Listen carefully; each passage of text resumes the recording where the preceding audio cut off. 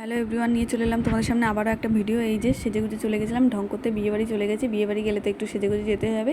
গেছিলাম আমার হাজব্যান্ড, শাশুড়িমা, বাড়ির সকলে মিলে গেছিলাম। তারপরে গিয়ে বেশি সময় না নষ্ট করে এদিক ওদিক না দেখিয়ে চলে গেছি খেতে, কারণ আমরা বাঙালি, আগে খেতে হবে। এই যে আমাদের সামনে পড়ে গেছে প্লেট, তার মধ্যে ছোটোখাটো বিয়েবাড়ি বললাম, যেহেতু বেশি বড় করে হয়নি, বাচ্চা বাচ্চা ছেলেমেয়েরা বিয়ে করেছে সেইটারই অনুষ্ঠান। তারপরে পড়ে গেল আমার প্লেটে ভাত, তার মধ্যে দিয়ে দিল ডাল আর ঝুড়ি আলু ভাজা। এই ডাল আলু ভাজাতে ভাত মাখিয়ে খেতে উফ, যা অমৃত অমৃত। যে খেয়েছো সত্যি শেষে জানো একদম অমৃত। আর ছোটোখাটো বিয়েবাড়ি যেহেতু বললামই, সেরকম আয়োজন করতে পারিনি। 2-1 দিনের মধ্যে যা আয়োজন করেছে পাতে পড়ে গেল পটল চিংড়ি মাছ তো পাওয়াই যায় না, যদিও আমি ভাগ্য করে একটা পেয়ে গেছি। তারপরে কাতলা মাছের ঝোল দিয়ে ভাতটাকে একটু মেখে খেয়ে নিলাম। তারপরে পড়ে গেল এই যে আমাদের চিকেন, কষা চিকেনের ঝোল দিয়ে ভাতটা খেয়ে নিলাম।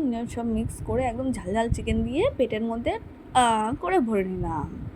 এই তো আমার বরকে বলছিলাম এরকম করে দেখো, ভিডিও করবে, ঢং করবে এরকম করে। তারপরে পড়ে গেলো শেষ পাতে চাটনি পাঁপড় মিক্স করে খেয়ে নিলাম। খেয়ে নেওয়ার পর পাতে পড়ে গেলো মিষ্টি, কারণ মিষ্টি আমার ফেভারিট, আর কিছু বলার নেই আমার। এই যে একটা কালাকাঁদ, একটা রসগোল্লা। আমার একটা কালাকাঁদে হয়নি, তাই আমি 2টো কালাকাঁদ নিয়েছি। তারপরে শেষ পাতে পড়ে গেলো আমাদের আইসক্রিম আর জোয়ান। তাহলে চলো টাটা বাই বাই, দেখতে থাকো আমার ভিডিওগুলো।